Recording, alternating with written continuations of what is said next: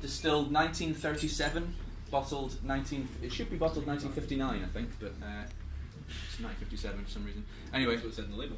All right. Well, maybe I'm. No, May 59. I took it off Whiskey Fun, I think. Oh, Anyway, well, Serge is wrong then. No, it's 59. It says on the label. But anyway, Glen Mhor distilled 1937 and put into a ceramic flagon in 1959. Now, this came about.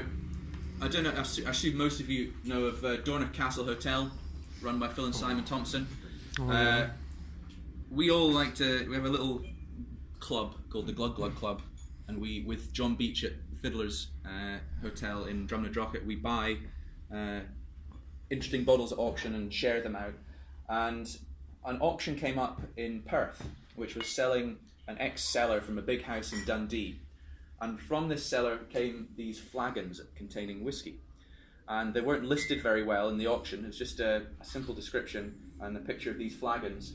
So Phil went down and had a look at them and said, we should buy these. They're quite full, could be really good.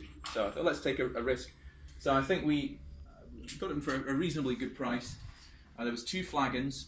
We vatted them together and we bottled them into these 50 cl bottles. We're still waiting to label them, but the strength that it came out at, what was it again? Just go back, was it 47%,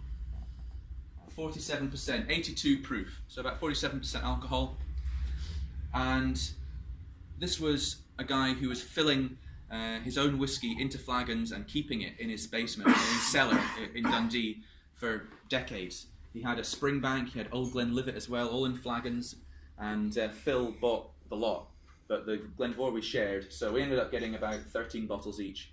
So this is the first of my bottles which I've opened to do this tasting, and I mean, where else do you get to try pre-war cask strength whiskey aged for that amount of time, and to try a closed distillery from a long ago era where there's no other known bottlings in existence from that time, and also in what is clearly has been a very good sherry cask as well. So basically think of those, I'm sure many of you have tried some of the pre-war malts bottled by Gordon MacPhail in the 80s, so some nice Macallans, Linkwoods, Mortlacs, Glengrants, almost always bottled at 40% alcohol, which was always felt disappointing. Their beauty shone through, but you felt, God, just a few more degrees of alcohol, this would have been perfect. So trying this at a beautiful, perfect strength, a natural strength,